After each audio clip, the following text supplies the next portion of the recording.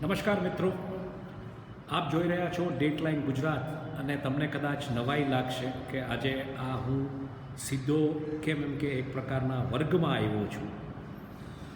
આ વર્ગ છે ભવાન્સ ઇન્સ્ટિટ્યૂટ જે છે અમદાવાદમાં ત્યાં, અને આપણે જઈ રહ્યા છીએ, દાદરા ચડી રહ્યા છીએ એવી એક જગ્યાના ભવાન્સમાં એક એવું સ્થળ કે જે પત્રકારત્વ ક્ષેત્રે એક પ્રકારે ક્રાંતિ સર્જી શકી. ગુજરાતી પત્રકારત્વમાં જે પ્રકારે એક પત્રકારે જે ક્રાંતિ સર્જી એના નામમાં એક મેમોરિયલ બનાવવામાં આવ્યું છે. અને આપણે છીએ ભારતીય વિદ્યા ભવન્સમાં, Harilal Bhagwati institute of communication and management HBICM અને Rajendra Prasad institute of communication and management. અને આપણે જઈ રહ્યા છીએ ગુજરાતી પત્રકારત્વના ઇતિહાસમાં જેમણે ક્રાંતિ સર્જી છે એવા કાંતિભાઈ ભટ્ટ મેમોરિયલ હોલમાં. અને રીડિંગ રૂમ અને લેક્ચર હોલ છે. અને આ સાથે જ આદરણીય શ્રી મોરારી બાપુના હસ્તે આ હોલનું ટૂંક સમયમાં બેઝિકલી આમાં જે ડિજિટલ લેખો છે, લેખોનું ડિજિટલીકરણ કરવામાં આવ્યું છે, એને ડિજિટલ સ્વરૂપ આપવામાં આવ્યું છે. 16,000થી 18,000 લેખો જે કાંતિભાઈ ભટ્ટે લખ્યા હતા એમને ડિજિટલી સંપૂર્ણપણે એનું સ્વરૂપ આપ્યું છે. અને એને લોકો માટે બેઝિકલી જે આ સંસ્થાની વેબસાઇટ છે ત્યાંથી એ લેખ તમે એમની વેબસાઇટ પરથી જોઈ શકો છો. તો આ છે કાંતિભાઈ ભટ્ટ સ્મારક અને વાંચનાલય, અને એમનું આખું જે વ્યક્તિગત સંગ્રહના લગભગ 1600 જેટલા પુસ્તકો, 16,000થી વધુ લેખો. સમય છે બપોરે 12થી સાંજના 6 સુધી, સોમવારથી શનિવાર. મુલાકાત અને સંપર્ક માટેનો નંબર પણ અત્રે આપેલો છે.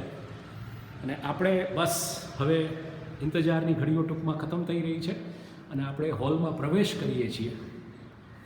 આવો જોઈએ કે આ આઈડિયા ક્યાંથી, કોને, કેવી રીતે આવ્યો. અને સીધું તમને કાંતિભાઈ ભટ્ટનું જે આ ચિત્ર, હેડ પહેરેલો એમનો ફોટો અને એમના છેલ્લા શ્વાસ સુધી લેખનને જે સમર્પિત રહ્યા એવા એક પત્રકાર. તો આ આખો વિચાર કાંતિભાઈ ભટ્ટના આખું જે આ મેમોરિયલ હોલ જે તૈયાર કરવાનું, આ વાંચનાલય તૈયાર કરવાનું, આ ક્યાંથી સ્ફૂર્યો, કેવી રીતે સ્ફૂર્યો, આ બધા એમના દ્વારા લખવામાં આવેલા લેખો છે, એમનો સંગ્રહ છે અહીંયા.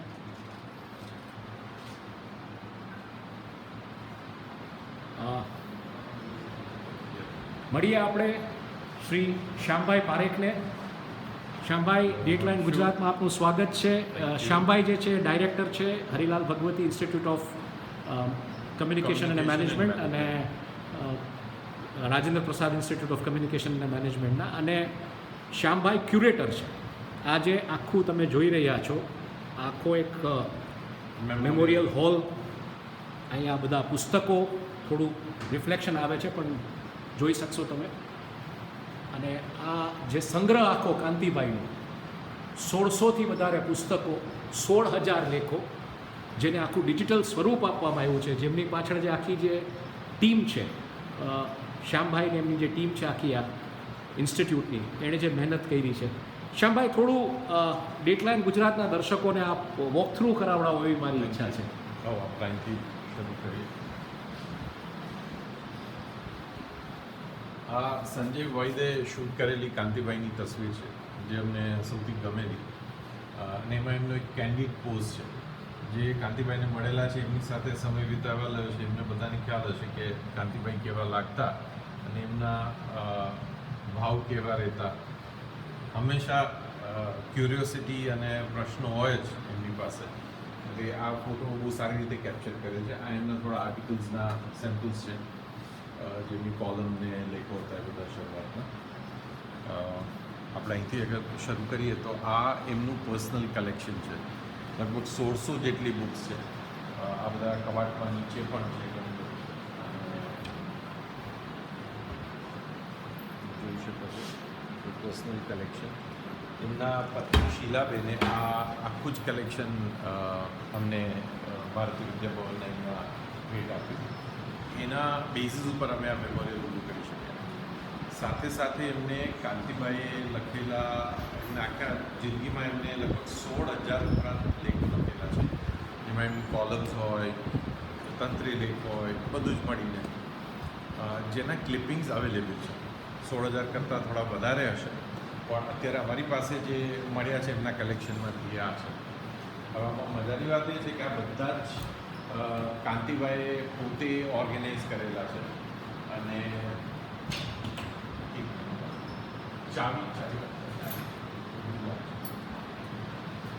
આ કેવુરભાઈ છે જે આ સંસ્થા સાથે જોડાયેલા છે, શ્યામભાઈ સાથે જોડાયેલા છે.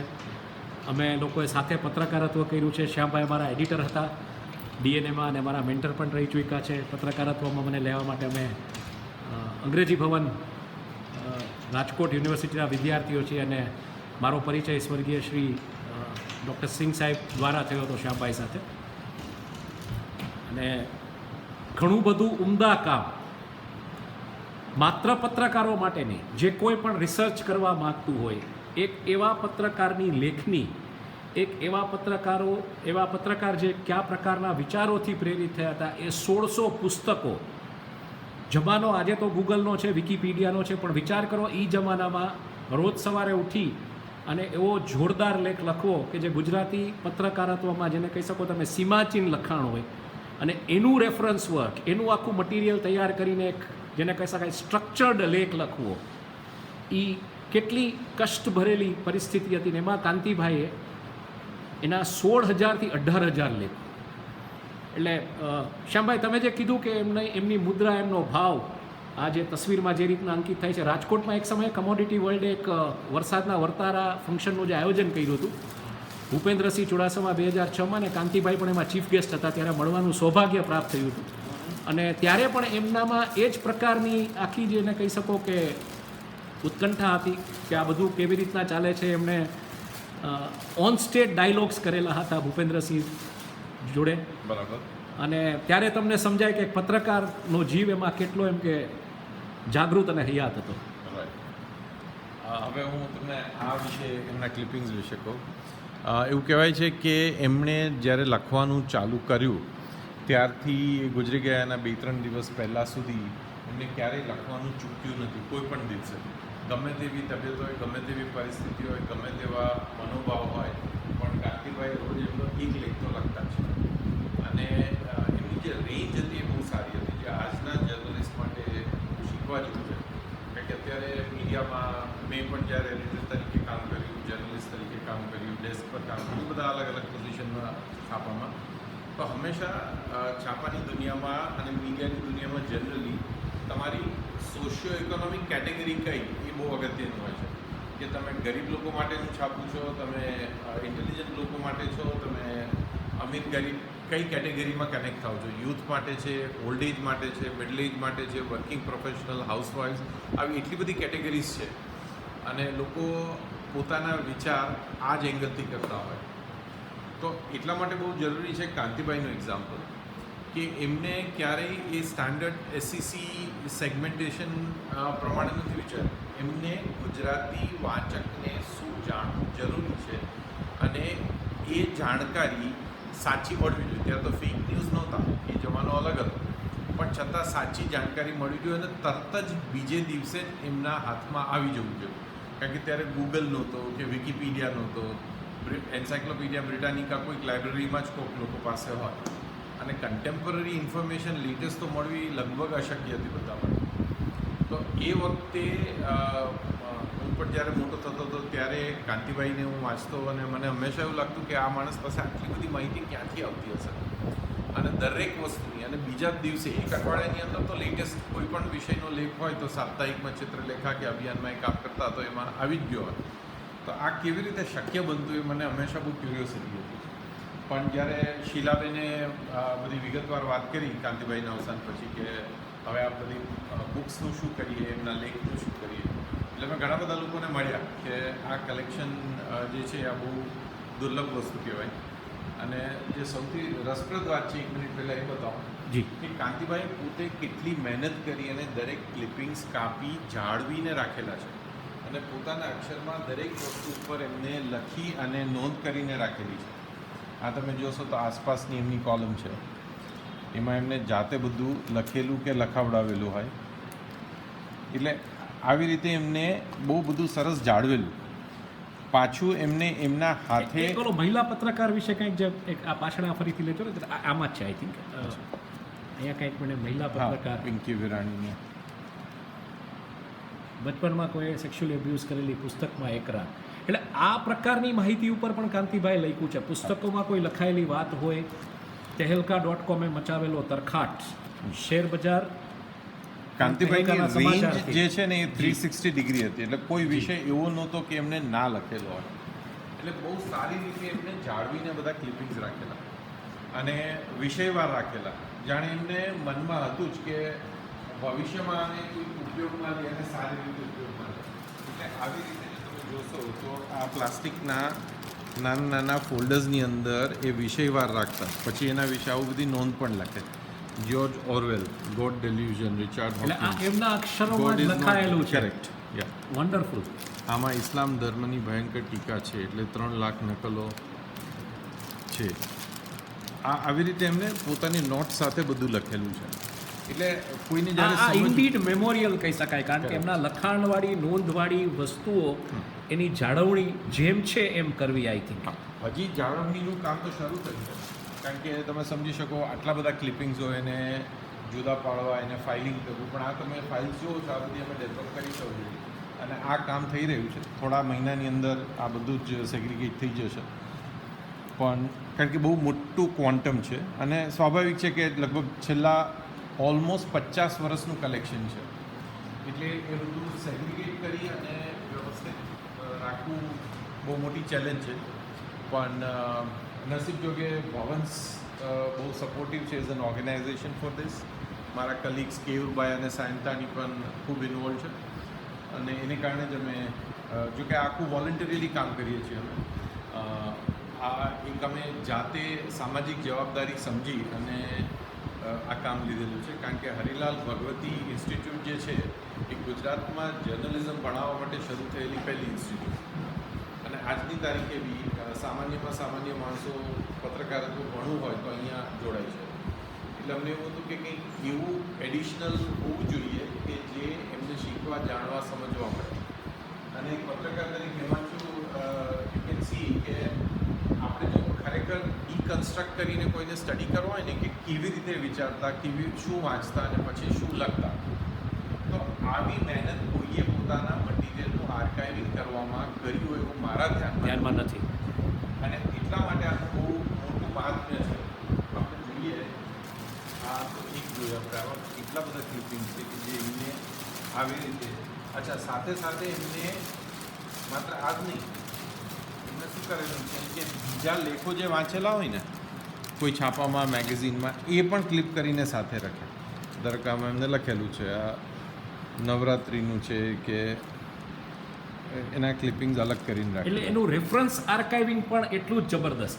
મિત્રો, આ વિડીયો અમે એડિટ નથી કરવાના, કારણ કે અમે તમને ફીલ આપવા માંગીએ છીએ કે આ જે મેમોરિયલ છે એમાં જે કાંતિભાઈએ કરેલી મહેનત, એ મહેનતની જાળવણી માટે ભવાન્સ જે સંસ્થા અને શ્યામભાઈ અને એમની ટીમ જે મહેનત કરી રહી છે, એટલે આમાં કોઈ એડિટિંગ અમે નહીં કરીએ. આ વિડીયો એઝ ઇટ ઇઝ એ જ સ્વરૂપમાં જશે. થોડું અનપ્રોફેશનલ લાગે તો ભલે લાગે, પણ અમે તમને ફીલ આપવા માંગીએ છીએ. એટલે આવી રીતે એમને દરેક વિષયવાર કરેલા છે. આ બધા ડિજિટાઇઝ થઈ ગયા છે જી, પણ ડિજિટાઇઝ કરતી વખતે પણ અમે એ ખાસ એમને કહેલું કે બધી ફાઇલો એમનેમ જ રહે. એટલે જે ક્રમબદ્ધ કાંતિભાઈએ રાખેલા એમનેમ જ જળવાયો છે. જે ફોલ્ડરમાં રાખેલા, જે નોટ સાથે રાખેલા, એ બધું એમનેમ છે.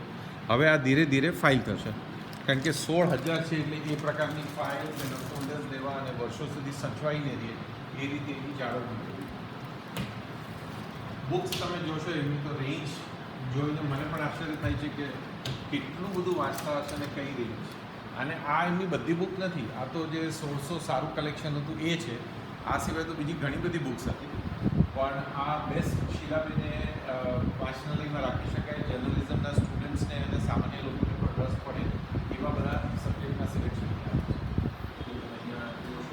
રેન્જ એમની જે છે પછી એ આઈ કે ગુજરાલની ઓટોબાયોગ્રાફી હોય, બેન્ઝિર ભુટ્ટો હોય, રામચંદ્ર ગુહાનું ગાંધી પરની બુક હોય, જર્મની એન્ડ ધ જર્મન્સ, એટલી બધી રેન્જ છે. Political science, alternative thinking, philosophy, social science.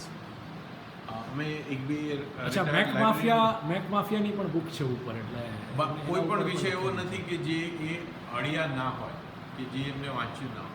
અને આ બહુ અગત્યની વાત છે, કારણ કે આપણે ત્યાં જ ધારો કે કહીએ તો કોઈ એમ કહેશે હું તો પોલિટિકલ જર્નલિસ્ટ એટલે મને બિઝનેસની ખબર ના હોય, કોઈ કહેશે કે હું તો સ્પોર્ટ્સ જર્નલિસ્ટ એટલે મને એન્ટરટેઇનમેન્ટની ના ખબર હોય, કોઈ કહેશે મારું સેલિબ્રિટી અને એન્ટરટેઇનમેન્ટ રિપોર્ટિંગ એટલે આપણે એજ્યુકેશનમાં શું થાય મને ખ્યાલ ના હોય.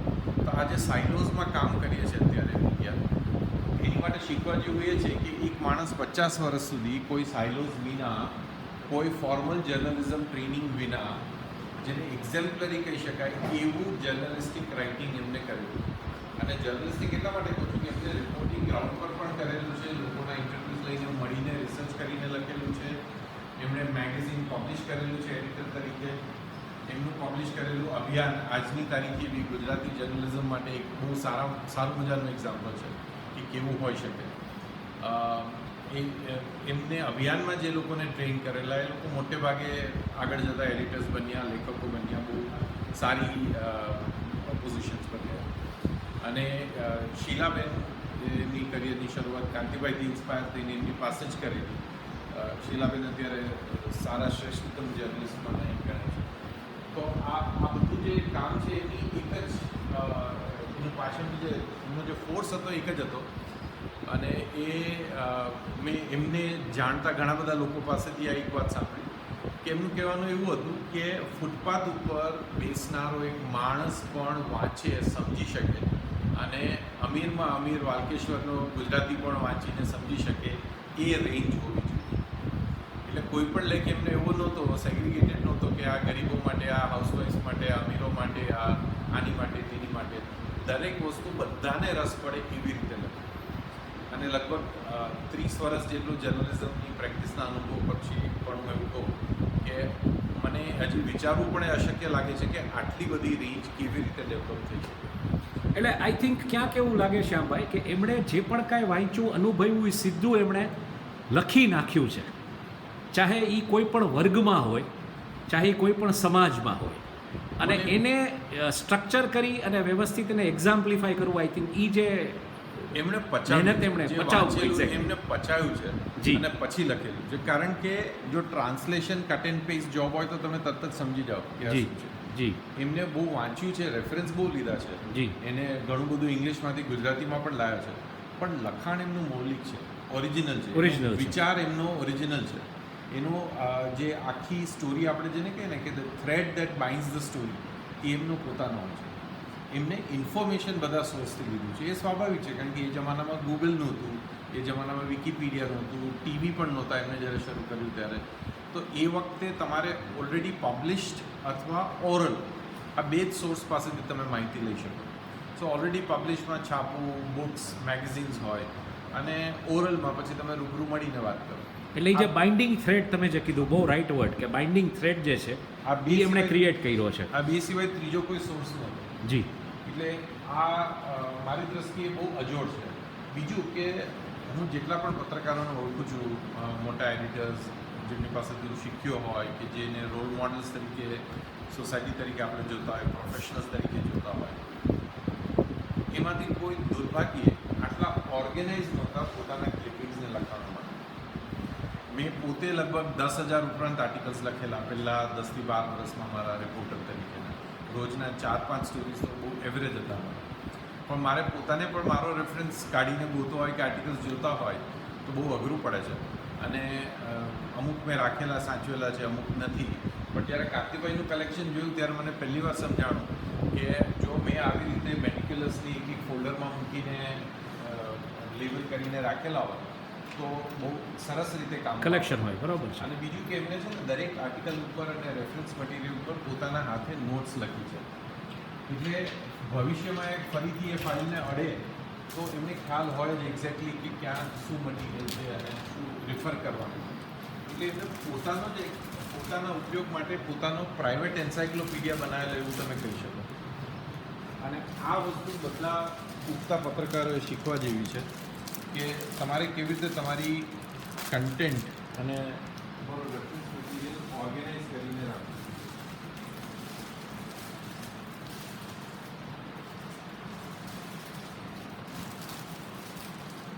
મિત્રો, અમે અમદાવાદમાં છીએ. ભવાન સંસ્થામાં જો વાતાવરણ થોડું વાદળછાયું અને ગરમીવાળું છે. આ વાંચો. કટાર લેખન કે કોઈ પણ લેખનની સજ્જતા માટે એન્સાઇક્લોપીડિયા અનિવાર્ય. વન્ડરફુલ. આસપાસમાં એમનો લેખ છે, કાંતિભાઈ ભટ્ટ દ્વારા લખેલો. એટલે એ પોતે કામ કેવી રીતે કરતા કે વિચારતા એ પણ એમણે લખ્યું છે. બરોબર છે. એટલે નો ટ્રેડ સિક્રેટ્સ બેઝિકલી એમ. અને મને તો એવું લાગે છે કે એમને ખબર નહીં કોઈક શું કારણ હશે કે આટલું બધું 50 વર્ષોનું એમને ઓર્ગેનાઇઝ કરીને રાખેલું. અને સરસ વાત એ છે કે શીલાબેને પણ એ બહુ જાળવીને બધું રાખ્યું અને બહુ મહેનત કરી, બધું ગોતી, પેક કરાવી અને અમને મોકલ્યું ત્યાંથી. નહીં તો સામાન્ય રીતે શું બને કે માણસની હયાતી ના હોય ત્યારે બીજું કોઈ એટલું જાળવે, સમજે કે એને એપ્રિશિએટ કરે એવું બનતું નથી હોતું. અને એટલે મોરારી બાપુએ જે ડિજિટલ અનાવરણ વખતે જે વાત કરી હતી કે ભાઈ મને આપવાની વાત કરી હતી, પણ મેં કીધું કે હું વ્યવસ્થાનો માણસ નથી અને તમે એવી કોઈ વ્યક્તિને આપો કે આ લેખે લાઈન જાય. અને ટૂંકમાં ભવાંશે આ જે આખું જે બીડું ઝડપ્યું, તમારો એણે લગભગ એમના સ્પીચમાં 3 થી 4 વખત ઉલ્લેખ કર્યો હતો અને આપનું એમણે ટૂંકમાં આપનો આભાર માન્યો હતો. આ ધગસ અને આ પ્રેમ હોવો જોઈએ. તમે જોઈ શકો છો. અમે એટલે અમે કહીએ છીએ કે અમે એક પણ વસ્તુ એડિટ નહીં કરી. કદાચ પંખાનો અવાજ આવતો હોય તો ભલે આવતો, કારણ કે અમે અમદાવાદમાં છીએ, થોડું વાદળછાયું વાતાવરણ છે, ગરમી છે, પણ આ ધગસ જોઈએ. ક્યુરેટર તરીકે શ્યામભાઈ પણ તમે જો એક એક બુક વિશે, એક એક ફોલ્ડર વિશે જે પ્રકારની માહિતી આપે છે તમને. બધું જ એમનું કલેક્શન છે અને આ બધું એમને વાંચેલું છે, વાંચીને સમજેલું, પચાવેલું છે અને પછી એમાંથી લખેલું છે. હવે આ બુક જો તમે કેટલા પત્રકારો આવી જોયું પણ હશે. ડિક્શનરી ઓફ ઇસ્લામ. આવું પણ એક ગોતતા અને વાંચતા. Dictionary of Islam, Thomas Patrick huge દ્વારા લખવામાં આવેલી આ બુક છે. ડિક્શનરી છે. ઓહો, ઇસ્લામની આખી ડિક્શનરી છે. એક એટલે રેફરન્સ માટે એમને કદાચ કોઈ લેખ લખવો હોય તો એની એક ડિક્શનરી આખી એમ ટૂંકમાં. એક એક શબ્દ જે ઉર્દુમાં યુઝ થતો હોય કે ફારસીમાં યુઝ થતો હોય. દ્વાદશ જ્યોતિર્લિંગ પણ છે વિપુલ શુક્લની. બરોબર છે. એટલે ધર્મ ઉપર લખવું હોય તો તમારી પાસે પૂરેપૂરું ધર્મનું રેફરન્સ પણ હોવો જોઈએ એમ. એટલે એટલું બધું છે કે ઇસ્લામ વિશે લખતા એ તો એમને બધું જ એના વિશે વાંચેલું. The house of Islam global એટલે એમના લખાણને કોઈ દિવસ કંઈ ચેલેન્જ એટલે નથી કરી શકવામાં આવ્યું આજ સુધી, મને લાગે છે કે એમનું રેફરન્સ વર્ક જબરદસ્ત હોય. Life, Ramayan the game of life. બરોબર છે. કોઈ પણ વિષય એવો નથી રાખ્યો. ભગવાન રજનીશ ડેથ ઉપર, શિવસૂત્ર, કૃષ્ણ, મહાવીર વાણી પણ છે, રામચરિત માનસનો રામચરિતમાનસ સંદેશ, પણ છે, હા. સ્વામી વિવેકાનંદ, દ્રૌપદીની કથા અને વ્યથા, માનસ શૃંગેરી, તમામ પ્રકારના ધાર્મિક પુસ્તકો કે જેના ઉપર કંઈ લખાણ હોય, કંઈ નવું લખાણ હોય. વિષય પર બહુ ઓથેન્ટિકલી લખી શકતા ને અચ્છા, સોક્રેટિસની પણ પુસ્તકો અહીંયા છે. ભગવાન શ્રી રજનીશની પુસ્તકો છે એમના કલેક્શનમાં. મહાવીર વાણી પણ છે. કાંતિભાઈ એકચ્યુઅલી કરિયર તો બિઝનેસ જર્નલિસ્ટ તરીકે શરૂ કરેલી જી. અને બિઝનેસ ગઠરિયા પણ એમની બહુ સારી કોલમ હતી. પણ એમને ગુજરાતી સાહિત્ય પણ આખે આખું વાંચેલું. ઇકોનોમિક્સ અને બિઝનેસ વિશેની સમજ અને બુક્સ તમે જુઓ તો સારા ઇકોનોમિસ્ટે પણ ન વાંચ્યું હોય એવી બધી બુક્સ એમને સારી રીતે વાંચેલી અને ત્યારે લખી શકતા. કારણ કે તમે એનો લેખ વાંચો ને તો જ તમને ખ્યાલ આવી જાય તરત જ કે આટલી બધી બ્રોડ રેન્જ કેવી રીતે કોઈની હોઈ શકે.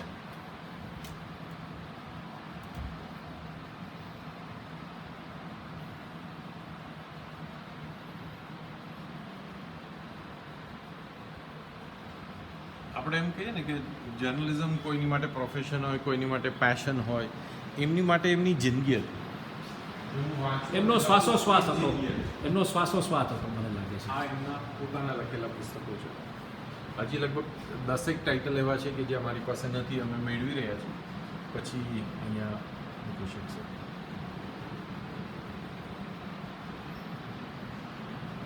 અમે એક બી રિટાયર્ડ લાઇબ્રેરિયનની મદદ લઈ અને પછી આ બધું સેગ્રિગેશન કરેલું છે.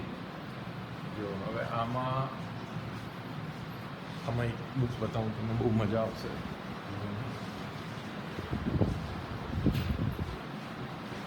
જે લેખ લખતા કે જે એના મનમાં હોય,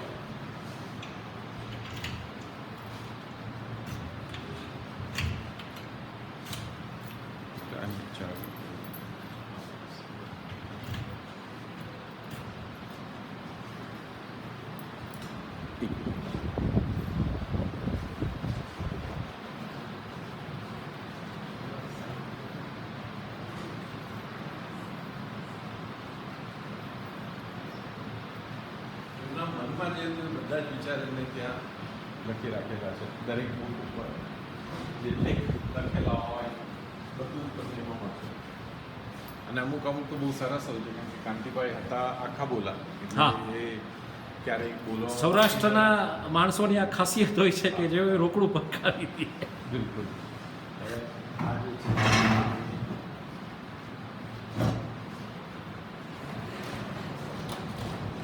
મલ્ટીપર્પઝ હોલ બનાવેલો છે, કારણ કે પહેલેથી જ અમારો આઈડિયા એવો હતો કે મેમોરિયલ એટલે એવું ના હોય કે વર્ષે એકવાર દીવાબત્તી થાય કે ખુલે જી. કે કોઈ કાર્યક્રમ થાય, રોજે રોજ વપરાય એવું જોઈએ. એટલે આપણે ઘણો વખત વિચાર કર્યો કે હું શું કરી શકું. પછી એવું થયું કે બેસ્ટ અંજલિ એમને એ થશે કે ત્યાં રોજ સ્ટુડન્ટ્સ આવે, જી. બેસે, રોજ કાંતિભાઈને મળે, કારણ જી. કે કાંતિભાઈ રોજે રોજના માણસ હતા. હા, એમને રોજ લખવા જોઈએ, રોજ વાંચવા જોઈએ, રોજ લોકોને મળે. લોકોને મળે. જી. તો અહીંયા મેમોરિયલમાં પણ એ જ વિચાર પાછળ ગયો છે કે રોજ લોકો અહીંયા આવે અને રોજ એમને વાંચે, રોજ એમને જોવે. અને એટલા માટે અમે એને ક્લાસરૂમ, લેક્ચર હોલ કમ મેમોરિયલ એવી રીતે ડેવલપ કરેલું છે. નહીં તો શું થાય છે કે ઘણા બધા મેમોરિયલ હોય છે એ લોક ઇન કીમાં રહેતા હોય, ઘણા મહાપુરુષોના છે આપણે જોઈએ, તો એ ક્યારેક વર્ષે ત્યારે એમની તિથિ કે જન્મદિવસ હોય ત્યારે તમે જઈ શકો, બાકી બંધ જેવું. જ્યારે અહીંયા રોજ બધા જ આવી શકે, અહીંયા બેસીને પુસ્તકો વાંચી શકે. આ બધું ફર્નિચર ને બધું મૂવેબલ છે. જી. એટલે લેક્ચર હોય ત્યારે આ રીતે રાખેલું હોય એનું, હમ. પછી બદલાઈ જાય અને ટેબલ સાઈડમાં આવી જાય, એટલે અહીંયા ટેબલ ઉપર બેસીને લોકો વાંચી શકે. વાઈફાઈ તમારી પાસે પ્રોજેક્ટર છે, હમ.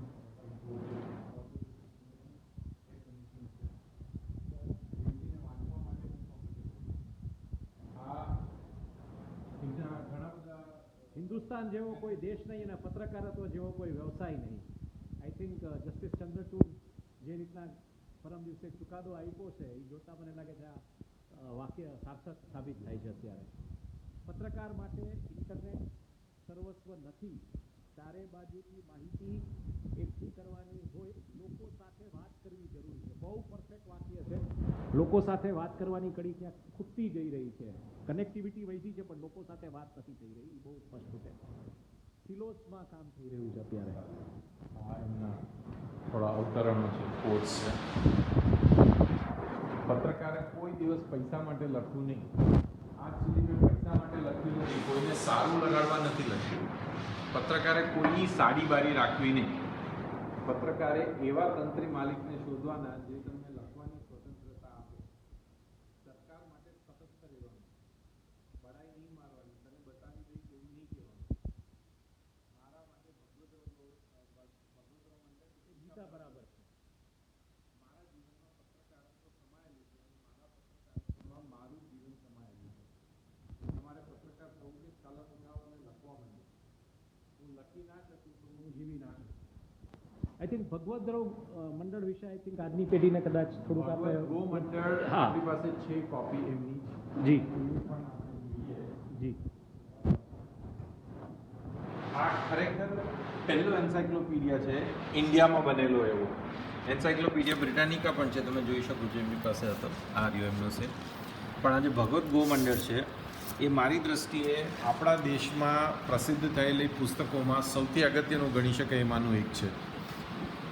કારણ કે ગોંડલના રાજા ભગવતસિંહજીએ આ બનાવડાવેલું. કોઈ રાજા બુક પબ્લિશ કરાવડાવે, એન્સાઇક્લોપીડિયા સપોર્ટ કરે, એ ઇટ ઇઝ અનહર્ડ ઓફ. અને એને કારણે આજે ગુજરાતીમાં આપણી ભાષા હજી પણ રીચ છે, કારણ કે આપણી પાસે એન્સાઇક્લોપીડિયા છે જે આપણે રેફરન્સ માટે યુઝ કરી શકીએ. લેંગ્વેજ માટે આ બહુ અગત્યની વાતો છે કોઈ પણ ભાષા માટે, કારણ કે તો જ તમારી વોકેબ્યુલરી બહુ મોટી અને રીચ બને. રીચ બને. કાંતિભાઈમાં ઘણું બધું લખીને મૂકેલું છે, નોટ્સ મૂકેલી છે જે એમના રેફરન્સ માટે વાપરી હશે, પેજ નંબર સાથે. ડુંગળી અને ચિત્રા, રેફરન્સીસ છાશ. માટે જે પણ હા પાના નંબર તકમરિયા, કંકણ ખાર, બધું જ એમ. એટલે 390 નંબરના પાના ઉપર એમને 3390 ઉપર તકમરિયા આવશે. આવી રીતે એમને એટલે એમની જે યાદ રાખવાની રીત હતી, પદ્ધતિ હતી, એ પણ શીખવા જેવું છે બધા. પત્રકારત્વના સ્ટુડન્ટ્સ માટે મારા ખ્યાલથી આનાથી સારો ખજાનો અત્યારે આવ્યો છે. લાઇબ્રેરી સાયન્સ ભણતા વિદ્યાર્થીઓ, પત્રકારત્વ ભણતા વિદ્યાર્થીઓ, એમના માટે આઈ થિંક આ એક લાઇબ્રેરી માટે તો ખેર ઘણા સારા છે. પણ આ કેવી રીતના મેનેજ કરવું? એ જમાનામાં મેન્યુઅલી જ્યારે તમારી પાસે સિસ્ટમ્સ નહોતી, ઇન્ફ્લિપનેટ નહોતું, કાંઈ નહોતું, ત્યારે અમે આમાં પણ ઘણું પ્લાનિંગ મૂકેલું છે. એવી બુક્સ કે જે બહુ અજવાળામાં રહે તો સડી જાય, એટલે એને આ બધી નીચે સ્ટોર માટે અલગ બનાવ્યું છે. ડાર્ક સ્ટોર છે, બ્લેક. ઓકે. અને અમે એ થોડા રિસર્ચર્સની મદદ લઈને પ્લાન કરેલું. આ જે બધા સપોર્ટ છે ને, એની અંદર હોલ્સ છે. ઓકે. અને એમાં 2-3 અલગ અલગ પ્રકારના મિશ્રણ મૂકવાના છે સ્ટોરેજ માટે પરમેનન્ટ. જે તમાકુ પણ વાપરે છે લોકો અને બધા કેમિકલ્સ પણ વાપરે છે. પણ કાંતિભાઈને થોડું કેમિકલ સામે નફરત હતી, એટલે અમે બધાનો વિચાર એવો હતો કે ઓર્ગેનિક વસ્તુઓ જે હોય હા, બરાબર છે. એવું કંઈક કરીએ. એટલે અમને જે રિકમેન્ડેશન મળ્યા છે એ પ્રમાણે રિઝોલ્યુશન કરી. સૌથી મોટી ચેલેન્જ છે ને એમના ક્લિપિંગ્સની છે, એને જાળવીને રાખવા. એટલે અમે પોકેટવાળી ફાઇલો જ પસંદ કરી છે. અને પુઠ્ઠાની બદલે પ્લાસ્ટિક ખાસ એટલે લીધું છે કે આની લોન્જેવિટી ઘણી હોય છે. અને આને જ્યારે આડી રાખી આપણે તો તમે ગમે તેટલા વર્ષો પછી પણ ખોલો તો પ્રોબ્લેમ સમસ્યા ના સર્જાય. અને બીજું આ પોકેટ્સ છે ને, આ પેલા કેમિકલ્સ ફ્રી હોય છે, હા. એટલે આ પેપર સડી ન જાય વર્ષો પછી.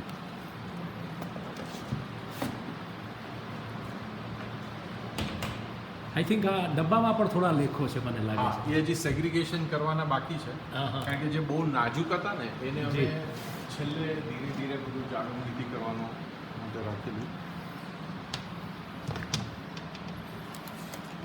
હજી એનું તો સેગ્રિગેશન થશે. તો બધું જાળવીને પેક કરીને સ્કેન થઈ ગયું છે, જેથી હવે that way it is safe. તો તમે સમજી શકો કે આ બધા જુદા પાડવા, વિષયવાર અરેન્જ કરવા, પબ્લિકેશન વાઇઝ અરેન્જ કરવા, ડેટ વાઇઝ, સબ્જેક્ટ વાઇઝ, પછી એને ઓર્ગેનાઇઝ કરવા ડેટ પ્રમાણે. એટલે ઇટ્સ એ લોંગ પ્રોસેસ. આવો આપણે અહીંયા જોઈએ એટલું બધું લાઈફ ચાલે.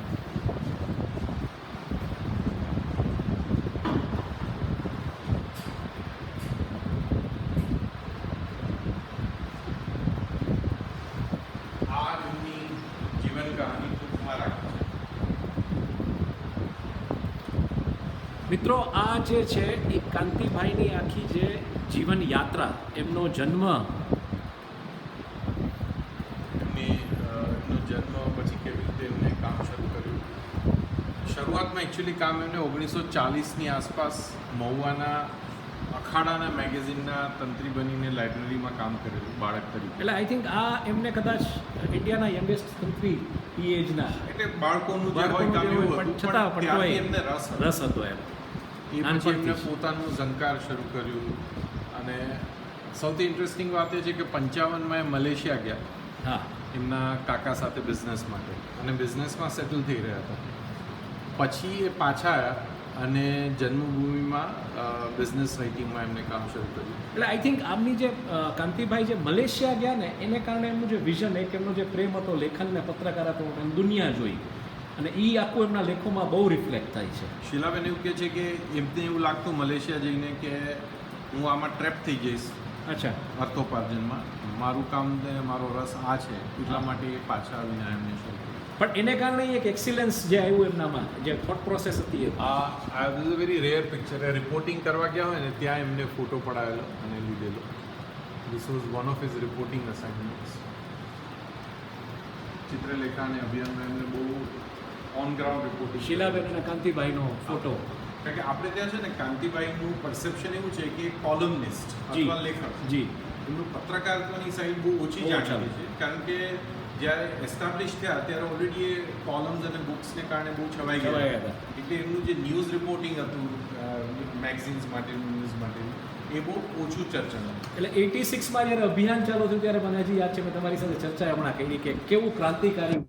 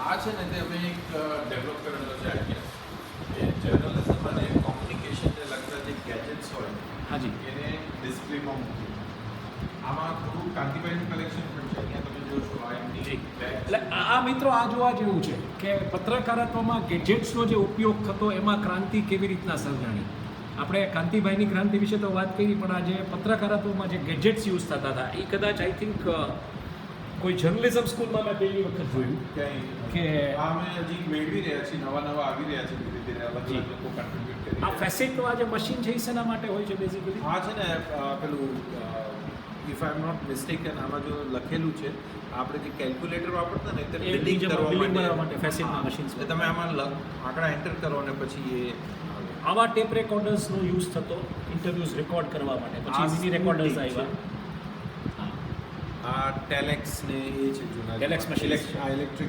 ઇલેક્ટ્રોનિક પ્રિન્ટર પ્રિન્ટર્સ ટુ અને ટાઈપરાઇટર આ નાનકડું બ્રધરનું ટાઈપરાઇટર છે આ મારા Manual. ફાધર વાપરતા મેન્યુઅલ ટાઈપરાઇટર છે મારા ફાધરનું જેવું ટાઈપરાઇટિંગ આમાં જ શીખેલું આ ડિસ્પ્લેયર છે આઈ થિંક આ છે ને રેકોર્ડ પ્લેયર છે રેકોર્ડ પ્લેયર છે ઓકે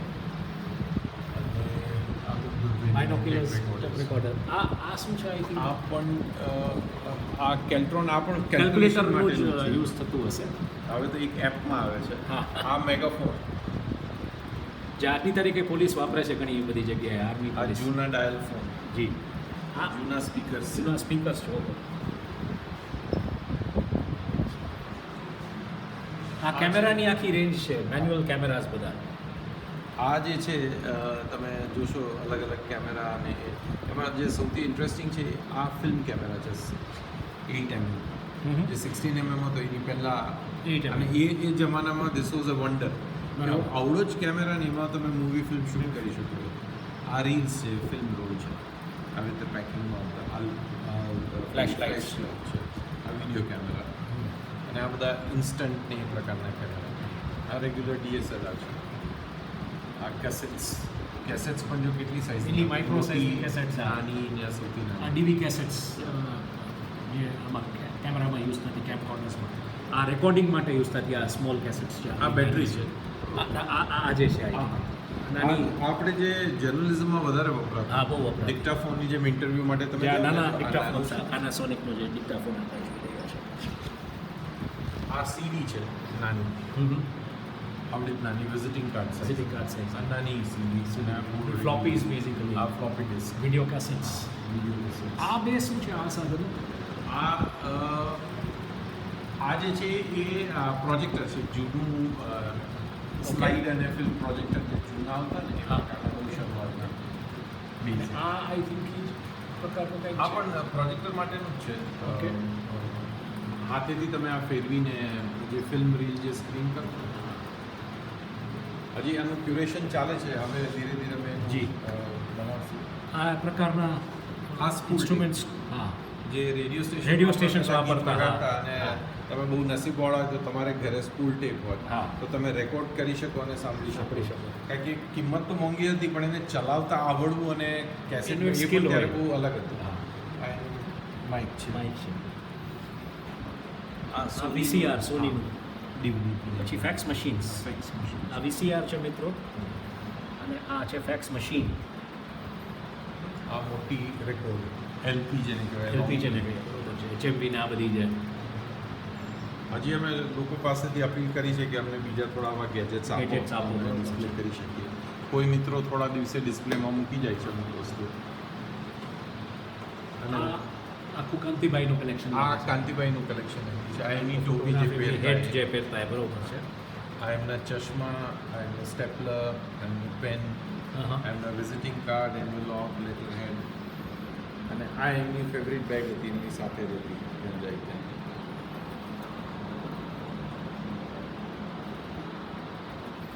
અને આ એમની ફેવરિટ બેગ સુટકેસ એમની છે બ્રીફકેસ વન્ડરફુલ આ એમના ફેમિલી પિક્ચર્સ છે. હા એની ડોટર શક્તિ સાથેનું જે બહુ યુવા વયે ગુજરી ગયા અને એમના નામે પણ એક બહુ મોટો શક્તિ ભટ્ટ મેમોરિયલ એવોર્ડ છે.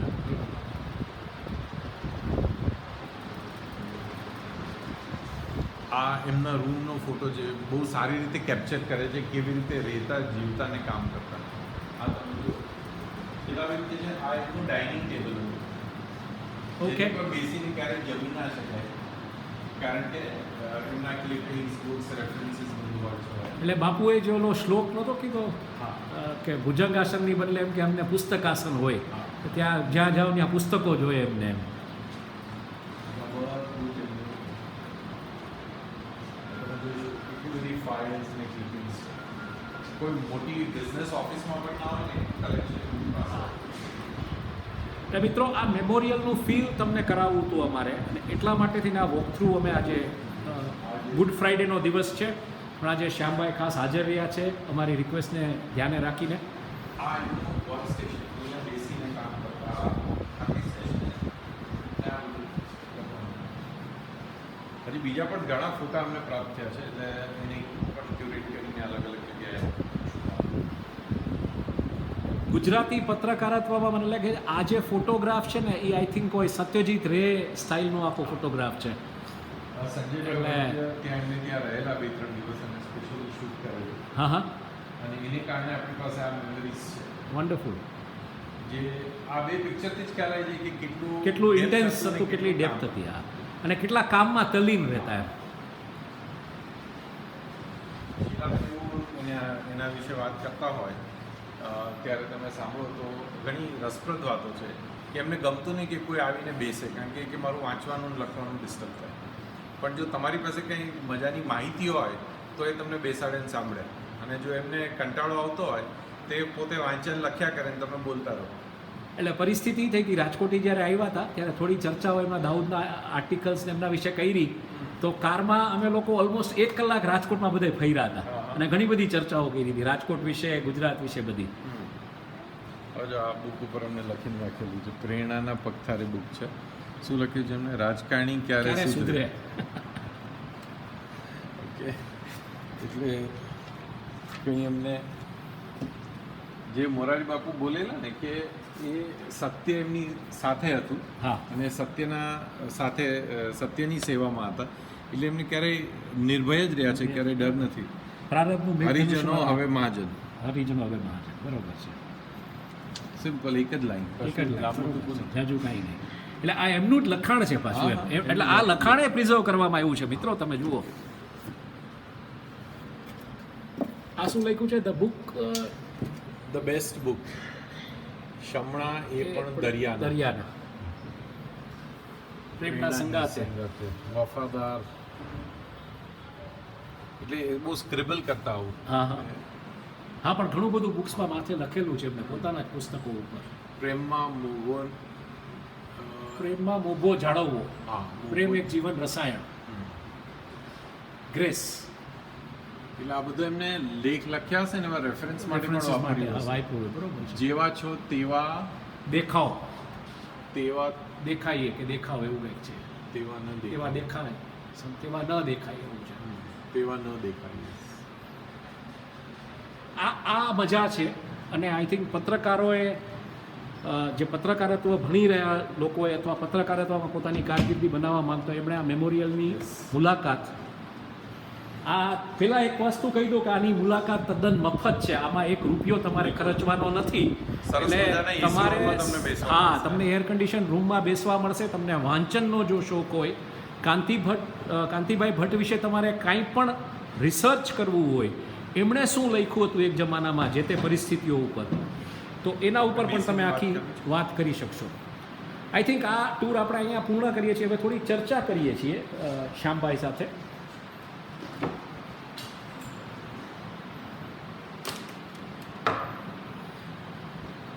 આ એક બહુ એક જમાનામાં હું જ્યારે દ્વારકામાં અમે લોકો રહેતા ત્યારે ત્યાંની જે ક્લબ હતી એસીસી ક્લબ, એસીસીમાં મારા ફાધર નોકરી કરતા, અને આ ખુરશીઓ ત્યાં જોવા મળતી. આજે અહીંયા ભવાંસમાં જોવા મળી. એટલે મેં શ્યામભાઈને કીધું કે આ ખુરશીઓ હવે જોવા નથી મળતી.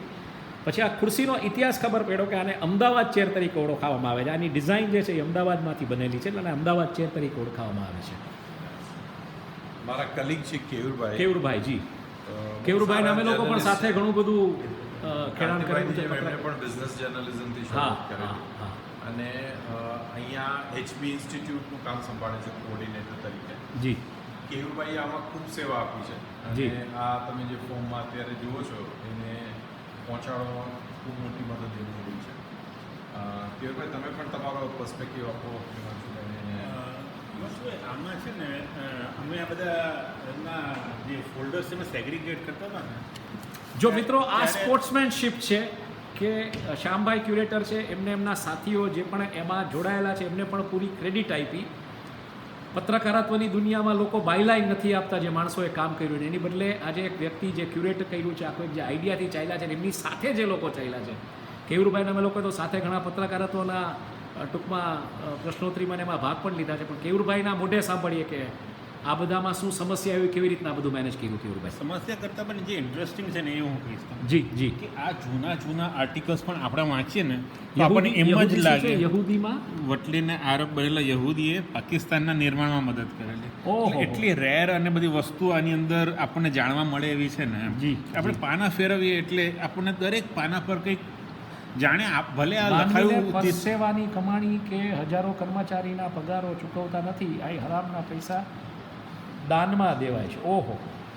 એટલે આપણને આજની તારીખમાં પણ આ બધું ભલે ગમે એટલા વર્ષ પહેલા લખાયેલું હોય, Relevant છે. આજની તારીખમાં રેલેવન્ટ લાગે છે.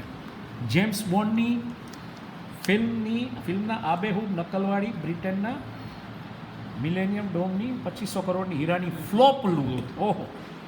એટલે એટલા ઇન્ટરેસ્ટિંગ તમને આજે પણ તમે વાંચશો ને તો આ કદાચ અમુક રિપીટ આર્ટિકલ્સ હોય છે. જી જી. રિતિક રોશન અને શાહરૂખ ખાનને ઉલ્લુ બનાવી ભારતના ગ્રાહકોને લૂંટતા કોકા કોલા અને પેપ્સી વાળા. એમને એડવર્ટાઇઝમેન્ટ્સની વિરુદ્ધમાં બહુ જ લખ્યું છે. એટલે હાઉ એડવર્ટાઇઝમેન્ટ્સ એક બિઝનેસ જર્નલિસ્ટ હતા એટલે સમજતા હતા એ હા, વસ્તુ. કેવી રીતે કન્ઝ્યુમરના માઇન્ડને ઇન્ફ્લુઅન્સ કરે છે. જી. અહીંયાની અમુક બુક્સ છે ને એ પણ એટલી ઇન્ટરેસ્ટિંગ બુક્સ છે ને.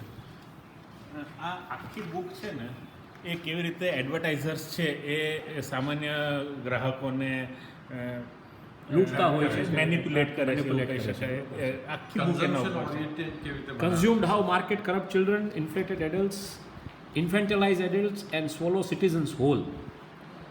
વાહ. Benjamin R Barber. એટલે આ બધી પુસ્તકો એ જમાનામાં એ મુંબઈમાં મગાવતા હશે મને લાગે છે, પરદેશથી બધા પાસેથી ભેટ લેતા. ભેટ લેતા. આનો હેડલાઇન મને છે if you want to be rich and happy don't go to school. આવી વસ્તુ ક્યાં જાણવા મળે આપણને? બિલકુલ. લોકોને બિંદાસ કહેતા કે આ એટલે તમે- કાઠિયાવાડી ભાષામાં જે કે ને કે ભણે એ ભિખારી રખડે એ રાજા, એના જેવી વાત છે. હા. આ આખી આ બુક છે ને અંશુભાઈ,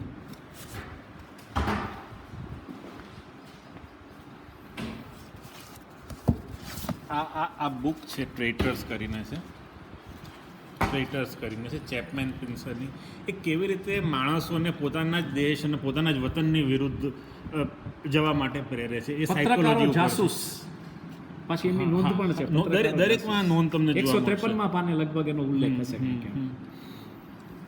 88ની સાલમાં ખરીદેલી બુક છે, 20/5/88માં અભિયાન. હા. ઓહો. પછી અત્યારે આપણે બધા મોટી મોટી કંપનીને મેગા આપણે સ્કેલમાં માનીએ છીએ.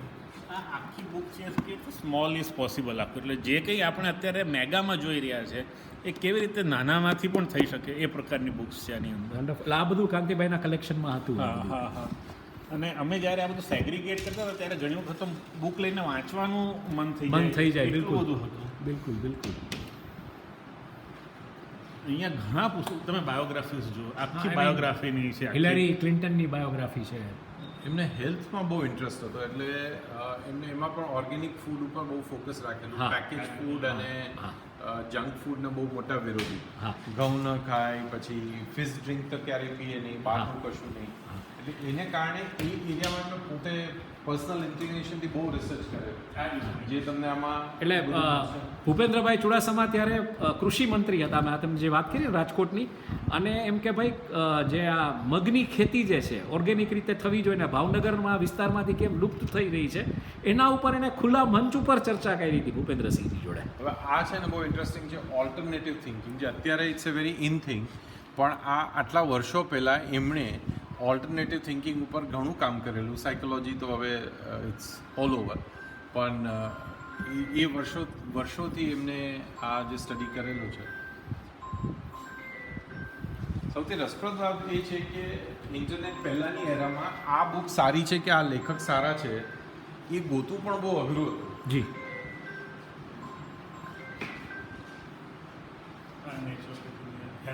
આ હેલ્થ અને નેચરોપેથી, એમાં એગ્રીકલ્ચર ને ટેકનોલોજી પણ આવી જાય. એમાં હેલ્થ એમનું જે બહુ આપણે કહી શકો કે ઓબ્સેસિવ ફોકસ હતું એમનું હેલ્થ પર.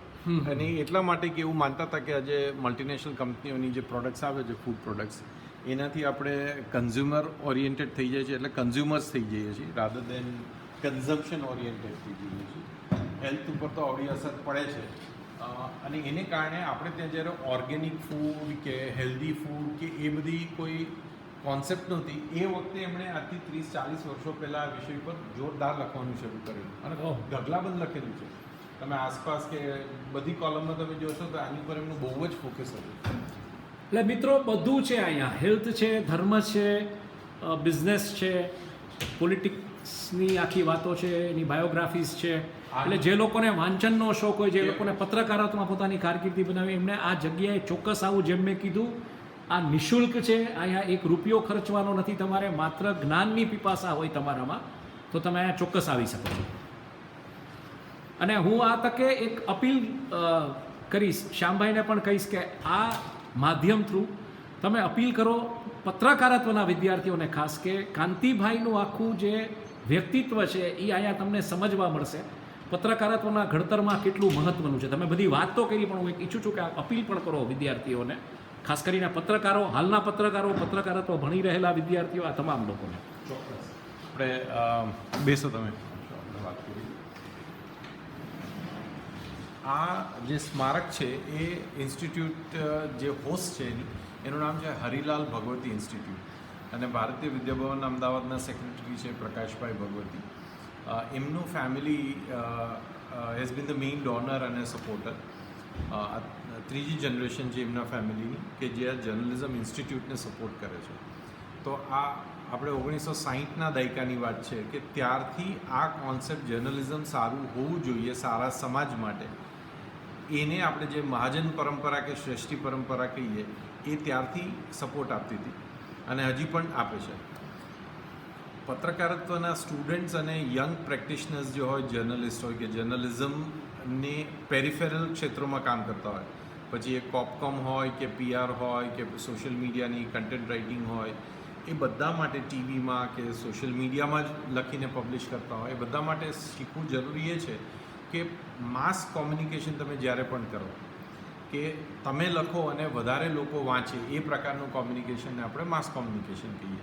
તો તમે માસ કોમ્યુનિકેશન કોઈ પણ પ્રકારનું કરવા માંગતા હોય તો આ મેમોરિયલની મુલાકાત લેવી ખાસ જરૂરી એટલા માટે છે કે કાંતિભાઈએ આખી જિંદગી માસ કોમ્યુનિકેશનની પ્રેક્ટિસ કરી છે.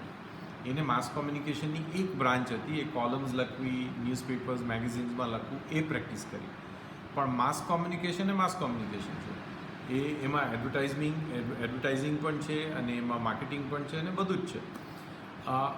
વાંચ્યો તમે આવીને જુઓ, કોલમ્સ જુઓ, પણ વધારે ઇન્સ્પાયર થવા જેવું એ છે કે એમની જે ફિલોસોફી હતી, જે રીતે કામ કરેલું છે અને જે વોલ્યુમ એમને પ્રોડ્યુસ કરેલું છે લખીને, એ જ્યારે તમે જોશો ત્યારે તમને અહેસાસ થશે કે આપણા જીવનમાં આપણે કેટલું બધું અચીવ કરી શકીએ. અને જીવનની શરૂઆતમાં જો તમને અંદાજ આવશે તો તમારી પાસે સરસ મજાનો એક ગોલ સેટ થશે કે મારે આગળ જતાં કાંતિભાઈની જેમ આટલા વોલ્યુમમાં લખવું છે, આ રેન્જ મારે રીચ કરવી છે. હવે જમવાનો જનરલાઇઝેશનનો નથી, સ્પેશિયલાઇઝેશનનો છે. પણ હકીકત એ છે કે લોકોને જ્યારે સ્પેશિયલાઇઝેશન જે છે એ વાંચવામાં રસ માટે નથી હોતું, ઇન્ફોર્મેશન માટે હોય છે. રસપ્રદ વાંચન માટે તો લોકોને આજની તારીખે પણ જનરલાઇઝેશન જ જોઈએ, અને એટલા માટે સ્પેશિયલાઇઝેશનની સાથે સાથે જનરલાઇઝેશન જાણવું બહુ જરૂરી છે.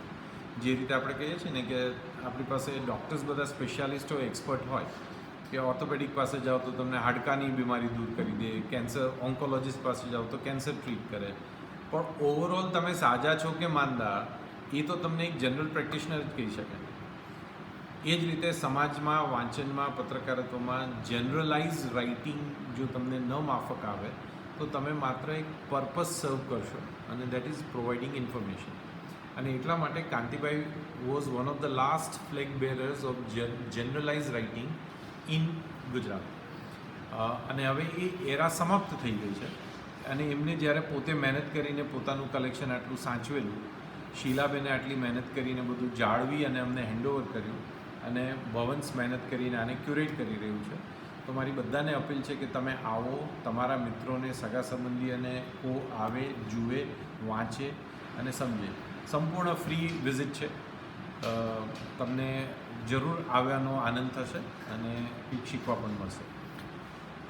Shyam, at this moment, I would even request you to give a little brief in Hindi and English, because we understand that such a memorial of any journalist has probably not shipped anywhere in India, Sure. which could have a collection of 16 to 18,000 articles, a book written and referred by the author himself, almost a collection of 1600 plus books. It's being curated. So I would request you to talk about same in English, Sure. so it goes to a wider audience, even internationally and globally. Sure. I'll request my colleague Sayantani also to join us. I'll ask her to chip in. So basically, if I have to speak in English first, I'll begin this way. That this is a memorial which is very rare, because we have memorials of freedom fighters, politicians, religious leaders, and so on. But we don't have any memorial dedicated to a living memorial. When I say memorial, I should correct myself, a living memorial dedicated to a writer, to a journalist, to a columnist. The reason is that probably we have become very wealth and success oriented as a society. We have forgotten that the wealth and the success that we are seeing in the society is the result of the intellectual heritage that we inherited from our ancestors. Our societies were intellectually very rich, may not have been as rich and wealthy as the Western world seems today, but intellectually we were in a different league altogether. And that heritage has to be understood and preserved. We don't need to just taunt on that we are great and we are the best, but we need to do something in action to preserve it and to pass it on to the next generation.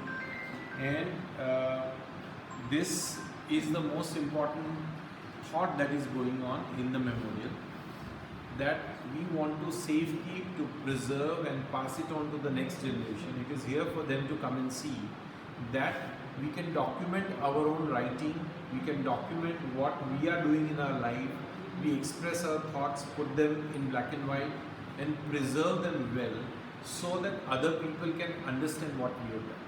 Himanshu, you know, as a student of literature and student of journalism, like me, you also studied both the faculties. One very important thing that we learned from Dr. Singh and other teachers is that as a society, we are not known for documenting and safekeeping our intellectual property. So if you see, even in journalism, the case books and the case studies that we studied and referred to were always coming from the US and Europe. Because our journalists, our media houses, our publishers have not documented their stories. So whenever, unfortunately, you have to look at a story, you will look at a Western story.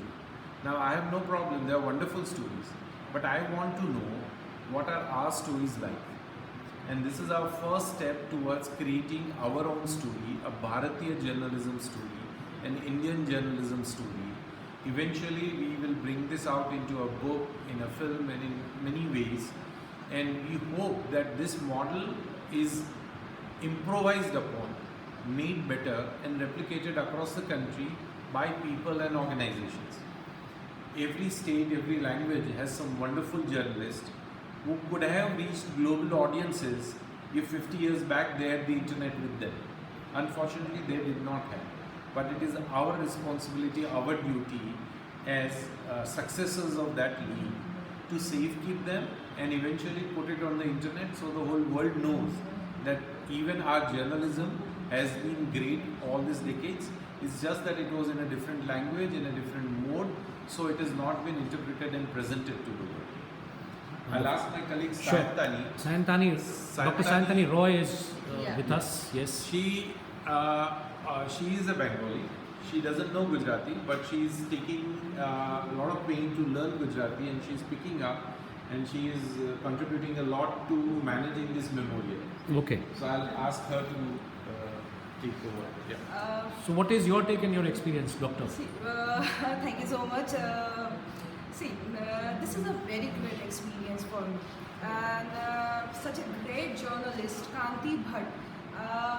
He has given a lot. He has written a lot in varieties of subjects, whether it's in politics, whether it's in international affairs, whether it's in healthcare system, and we are trying to make it in English, which is quite time-taking. It's a very time-taking thing, but it should not stick only to the audience of Gujarat, but pan-India and the global people should also read it, because a memorial in the name of any journalist is very first time in India, that too in Gujarat. We should, it's a very important thing, and it's a very special thing, and we are taking this responsibility to take the entire news and the legacy towards the whole world. Okay. What has been your experience? Because as Shyam said that you are learning Gujarati, Yeah. understanding this magnitude and this scale of Gujarati writing. How exciting your experience has been. It's very exciting, because much of the words of Bengali and Gujarati are very similar. Because when I hear the words, when I just take part in the, although I can't take part in the fluent conversation, but I can understand the entire Gujarati language, but I can't read, but I'm learning, and I can't speak. So most of the words are very similar. Okay. The accent is very similar. So if I can understand the main gist, so it will be very easier for me to learn within no time. It's very exciting. Almost all the languages are very similar. All we need to understand the crux of it. Okay thank you Shyambhai છેલ્લો પ્રશ્ન ગુજરાતી પત્રકારત્વની જો વાત કરીએ તો તમે પણ ગુજરાતના પત્રકારત્વને બહુ નજદીકથી જોયું છે, ઘણી બધી ઘટનાઓ જોઈ છે. રિવોલ્યુશનરી પ્રોડક્ટ્સ જેને કહી શકો તમે, તો એક અભિયાન 1986માં અને ત્યારબાદ સમકાલીન કે લોકો રાહ જુએ, તો આ કાંતિભાઈ ભટ્ટનું જે આ કલેક્શન છે એ કદાચ તમે ન કર્યું હોત તો શું ફરક પડે? આવી કોઈ ક્યાંય ટૂંકમાં દિલમાં એવી કોઈ તમન્ના ખરી કે આવું ક્રાંતિકારી પત્રકારત્વ કાંતિભાઈ ભટ્ટનામની જે આ ક્રાંતિ ગુજરાતી પત્રકારત્વ ક્ષેત્રે ઊભી થઈ અને અનફોર્ચ્યુનેટલી સમકાલીનમાં એ સમાઈ ગઈ, પછી ગુજરાતી પત્રકારત્વમાં જોઈએ એવો ટૂંકમાં પ્રયાસો થયા નથી. ટુ એન એક્સટેન્ટ રાજકોટમાં સાંધ્યા દરેકો ખાસ કરીને અકીલાએ જે રીતના એમ કે પિયર પ્રેશર ક્રિએટ કરેલું છે કે રસ્તાઓ ખરાબ હોય તો એના ફોટા છાપે એટલે વિરોધ પક્ષે ન છૂટકે એમાં સૂર ઉઠાવવો પડે. અને ત્યારે વિરોધ પક્ષ કોંગ્રેસ હતું, 50 વર્ષ તો ભાજપનું શાસન હતું. તો ક્યાંય આવો વિચાર ખરો કે આને કારણે એક આખી નવી જનરેશન ગુજરાતી પત્રકારત્વમાં આગળ આવે? ચોક્કસ. મને આ વાત વિશે વાત કરવી બહુ ગમશે, કારણ કે એવું છે કે મેં પત્રકારત્વ ક્ષેત્રે જ્યારે કામ શરૂ કરેલું પહેલાં લગભગ આઈ થિંક 15 વર્ષની ઉંમરે પહેલી વાર મારા ફાધરે મને ટ્રાન્સલેશન કરવાનું કામ આપેલું. એમનું એક રૂરલ ડેવલપમેન્ટ ઇસ્યુઝને લગતું એક અઠવાડિયું છાપું હતું ગ્રામસેવીનું, અને એમાં એમને મને એક કામ આપેલું કે આટલું તું કર. અને મને ગમતું કે હું મારા ફાધરને થોડી મદદ કરું કોઈક રીતે, અને આ હું લખતો થયો. એ પછી જનસત્તામાં સ્ટુડન્ટ તરીકે એ મને મોકલતા કે તું જા અને તું કામ કર. તો as a student while I was in high school, હું ત્યાં જઈને ટ્રાન્સલેશન્સ કરતો. કારણ કે ત્યારે લખતા હજી એટલું બધું નહોતું શીખેલું, અને હું નવો હતો એટલે ભણેલો પણ નહીં પૂરું, સ્કૂલમાં ભણતો. એટલે મને હિન્દીમાંથી ગુજરાતીમાં લખવાનું અથવા ઇંગ્લિશમાંથી લખવાનું એવું કામ આપતું. અને એમાં એટલે રાજકોટ જનસત્તા ખાતે રાજકોટ જનસત્તા અભય ભારદ્વાજ ને એ બધા ત્યારે આઈ થિંક હશે. ત્યારે અભયભાઈ ને બધા દિનેશભાઈ હતા. બરાબર. દિનેશભાઈ હતા. જી. એટલે અરુણ શોરીના લેખ આવતા, હા. જે હિન્દીમાં હોય, ઇંગ્લિશમાં હોય, અને પછી એને ગુજરાતીમાં કરવાના, એટલે ગુજરાતી જનસત્તામાં આવે. અને મારા કર્યા પછી તો ઓફકોર્સ બીજા સિનિયર્સ કોઈ હોય એ વાંચતા હશે, જોતા હશે. ત્યારે મને વધારે સમજ નહોતી. આ તો વેકેશનમાં અને ઇન્ટર્નશીપમાં મારા ફાધરને એવું હતું કે હું સાથે સાથે કંઈક કામ કરીને શીખું, અને એટલા માટે જતો. આ વખતે બીજું કંઈ હું ના સમજી કે શીખી શક્યો, પણ જર્નલિઝમ કેવી રીતે પ્રેક્ટિસ થતું એ ઓબ્ઝર્વ કરવાનો મને બહુ સારો મોકો મળેલો. ફૂલછાપમાં રમેશભાઈ હતા ત્યારે એમની પાસે મને મોકલેલો. રમેશભાઈ છાયા. સો આવી રીતે મને એક થોડું એક્સપોઝર એ વખતે રાજકોટમાં બિલ્ડ થયેલું. અને પછી મને એવું થયું કે જર્નલિઝમ એઝ અ કરિયર શક્ય છે કે નહીં ખ્યાલ નહોતો ત્યારે, એટલી સમજ નહોતી. પણ પછી જર્નલિઝમ ડિપાર્ટમેન્ટમાં હું ભણ્યો, એ પછી ઇંગ્લિશ ડિપાર્ટમેન્ટમાં ઇંગ્લિશ લિટરેચર ભણ્યો, અને પછી મેં નક્કી કર્યું કે જર્નલિઝમને જ મારે કરિયર તરીકે પરસ્યુ કરવું છે. આર્કિયોલોજીમાં મને બહુ રસ હતો, પણ એ અમુક સંજોગોને કારણે હું પૂરું ના કરી શક્યો. ડેક્કન કોલેજ પૂનામાં મને એડમિશન પણ મળેલું, પણ છોડીને મારે પાછું આવવું પડેલું. પણ લિટરેચરમાં ઇન્ટરેસ્ટ કરો એટલે લિટરેચર ભણ્યો, અને ડૉક્ટર સિંહ બહુ સારી રીતે આપણને લિટરેચર ભણાવેલું, જે હજી પણ અંદર છે, અને ગુજરાત લિટરેચર ફેસ્ટિવલ તરીકે બહાર આવે છે. અને પત્રકારત્વમાં પણ બધે જ એ લિટરેચરની અન્ડરસ્ટેન્ડિંગ બહુ કામમાં આવ્યું છે મને. પણ આ કહેવાનું કારણ એ છે કે આ બધું જે બેકગ્રાઉન્ડ છે, it gave me one thought કે આપણું જર્નલિઝમ સારું છે કે ખરાબ એ આપણે એકલા ન કહીએ, પણ બહારના લોકો પણ જોઈ શકે એવું કરવું જોઈએ. કારણ કે હંમેશા આપણે જર્નલિઝમની વાત કરીએ, લિટરેચરની વાત કરીએ, તો બહારના એક્ઝામ્પલ્સ જ આપણી પાસે આવે. ન્યૂયોર્ક ટાઈમ્સ તો આવું, વોશિંગ્ટન પોસ્ટ આવું, ફલાણું આવું, ઢીકણું આવું, બધું સારું, એમાં નાની. અને મને ગમે છે એ બધા પબ્લિકેશન, અને એમની ક્વોલિટી, એમના સ્ટાન્ડર્ડ બહુ સારા છે. પણ મારી ઈચ્છા હંમેશા એવી રહી કે હું કંઈક એવું કરું કે જેથી આપણું જર્નલિઝમ પણ એ ક્વોલિટી, એ સ્ટાન્ડર્ડ પર પહોંચે અને દુનિયાભરના વાંચકો સુધી પહોંચી શકે. પર્ટિક્યુલરલી ઇન્ટરનેટ આવી એ પછી એ વધારે થોડી ઈચ્છા થઈ કે વધારે સારું કરીએ. અને જેમ આપણે ડીએનએમાં કામ કરેલું પેપર લોન્ચ કરતી વખતે ને એ પછી એ દર વખતે એક પછી એક લોન્ચમાં ભાગ લીધા પછી, લોન્ચ કર્યા પછી મને એક એડિટર તરીકે પણ એ અહેસાસ થયો કે સૌથી મોટી ચેલેન્જ જે છે આપણે ત્યાં એ જર્નલિઝમની ક્વોલિટીની છે, ટ્રેનિંગની છે. અને એ સારી ક્વોલિટીની ટ્રેનિંગ ન હોય તો જર્નલિઝમની ક્વોલિટી સફર થાય છે. પછી જર્નલિસ્ટની ધગશ ગમે તેટલી હોય. મને એવું લાગે છે કે મારી ટ્રેનિંગ હજી પણ વધારે સારી થઈ હોત, કે તમારી ટ્રેનિંગ વધારે પણ સારી થઈ હોત, અને અલગ સંજોગોમાં થઈ હોત, અલગ બેકગ્રાઉન્ડમાં, તો કદાચ આપણું જર્નલિઝમ વધારે નીકળેલું હોત. તો આ જે વાત છે એ ક્યાંક અંદર હતી, અને મને એવું હતું કે હું કોઈક રીતે કોન્ટ્રીબ્યુટ કરું. એટલે મને જ્યારે ડીએનએમાં એડિટર તરીકે 12 વર્ષ થયા, એ પછી ઘણા બધા લોન્ચીસમાં મેં ભાગ લીધો. પછી મને એવું થયું કે બસ હવે મારે કંઈક બીજું કરવું છે. અને ત્યાં સુધીમાં આ બધા લોન્ચ માટે લોકોને ટ્રેન કરીને મને થોડું ટ્રેનિંગ અને ઇનડિરેક્ટલી જર્નલિઝમ એજ્યુકેશન કરવાનું આવડત આવી ગઈ હતી. અને એટલા માટે મેં જર્નલિઝમ એજ્યુકેશન ક્ષેત્રે પદાર્પણ કર્યું. મારી પોતાની ન્યૂ મીડિયા સ્કૂલ શરૂ કરી. પછી ડૉક્ટર સિંઘે ઇન્વાઇટ કર્યો એટલે ઓરો યુનિવર્સિટીમાં સ્કૂલ ઓફ મીડિયા સ્ટડીઝ શરૂ કરી. એ પછી બાબા સાહેબ આંબેડકર ઓપન યુનિવર્સિટી માટે સિલેબસ ને કોર્સ મટીરિયલ લખ્યું અમે. ટીમ લીઝ યુનિવર્સિટી બરોડા માટે બનાવ્યું સિલેબસ. અને હવે ભવન્સ માટે અમે ડેવલપ કરી રહ્યા છીએ. નેશનલી બધા જ સેન્ટર્સમાં યુઝ થઈ શકે ડિજિટલ મીડિયા અને જર્નલિઝમ. એટલે આ આખી જર્નીમાં જે મારી સામે ઉડીને આંખે વળગી છે વાતો, એમાંની મુદ્દાસર કહું તો નંબર 1 એ છે કે આપણું જર્નલિઝમ ખરેખર સારું હતું અને છે, પણ એને ગ્લોબલી સારી રીતે પ્રેઝન્ટ કરતાં આપણને નથી આવડ્યું એક સોસાયટી તરીકે. અને એને કારણે આપણે જર્નલિઝમની વાત કરીએ એટલે આપણી માટે એક ઇન્ફિરિયોરિટી કોમ્પ્લેક્સ આપણને ખુદને બને છે અને આપણી માટે સેમ્પલ્સ બહારના જ હોય છે. તો એ ટ્રેન્ડ રિવર્સ કરવાની જરૂર છે. બીજું, જર્નલિઝમના સ્ટુડન્ટ્સને બધાને શીખવાડવાની અને શીખવાની ખૂબ જરૂર છે કે તમારી આઈડિયોલોજી, પોલિટિકલ આઈડિયોલોજી, રિલિજિયસ લિનિંગ, તમે તમારા ગમતા નેતા કે ધર્મ કે એ વસ્તુને સામાન્ય લોકોને કંઈ લેવા દેવા નથી. સામાન્ય લોકો પાસે પોતાના ઓપિનિયન છે અને આપણે જાણીએ છીએ કે દરેકને પોતાનો ઓપિનિયન ખૂબ પ્રિય હોય છે, કોઈએ બદલવા નથી માગતા હોતા. એટલે તમે આ જ વિષય ઉપર લખશો તો લોકો તમને વધારે ટાઈમ નહીં આપે. લોકોને રસ એમાં છે જે એમને નથી ખબર, જે એમને જાણવું જોઈએ એ પણ એમને નથી ખબર. એ ગોતી અને તમારે કાંતિભાઈની જેમ પ્રેઝન્ટ કરવાની જરૂર છે કે લોકોને ખ્યાલ જ નથી કે આવું કંઈ હોય અને આ એમને જાણવું જોઈએ.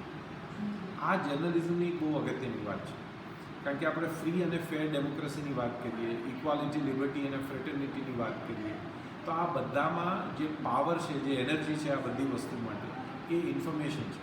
અને ઇન્ફોર્મેશન એટલે ડેટા નહીં, પણ analysed information which can be put into practice, which can be applied.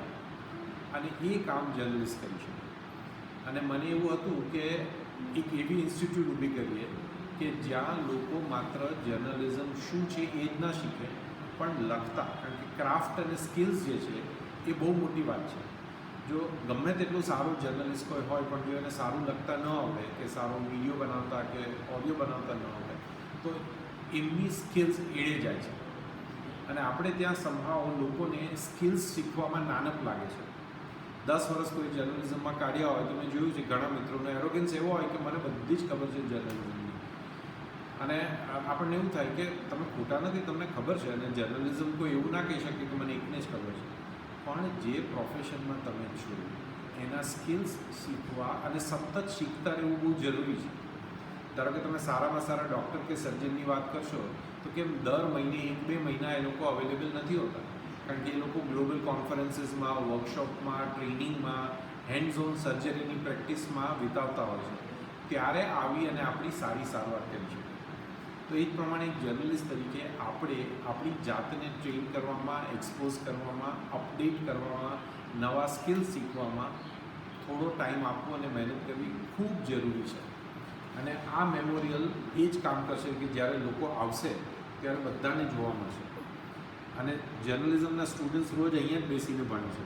એમને કાંતિભાઈ વિશે ખબર નથી હોતી, કાંતિભાઈ કે જર્નલિઝમ વિશે એમને વધારે શીખવાની ઈચ્છા નથી હોતી. એ બધી હકીકત હોવા છતાં જ્યારે અહીંયા બેસીને જોવે ને વાંચે તો એમને સ્વાભાવિક મન થાય છે કોઈ પુસ્તક ઉપાડીને વાંચે, 1-2 લેખ ખોલીને વાંચે. અને ધીરે ધીરે હવે કાંતિભાઈ વિશે ચર્ચાઓ પણ કરે છે, એમના લેખ પણ વાંચે છે, બુક પણ વાંચે છે. અને આ એકદમ સોફ્ટ અને સાયલન્ટ રેવોલ્યુશન છે કે જેમ લોકો ધીરે ધીરે જાણતા થાય, એમને મોકો મળે તો વાંચીને સમજતા થાય.